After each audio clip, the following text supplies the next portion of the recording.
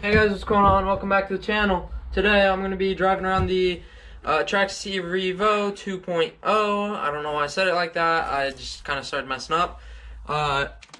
So yeah, I already got the GoPro on top, and I've never really done much.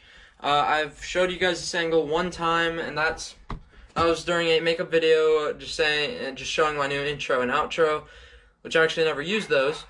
And then I just drove it like a tiny bit. Just now finally got a new battery, so I'm just now able to drive it after probably a month or two. So we're gonna finally give it a drive and go out in the trees, and yeah, let's go.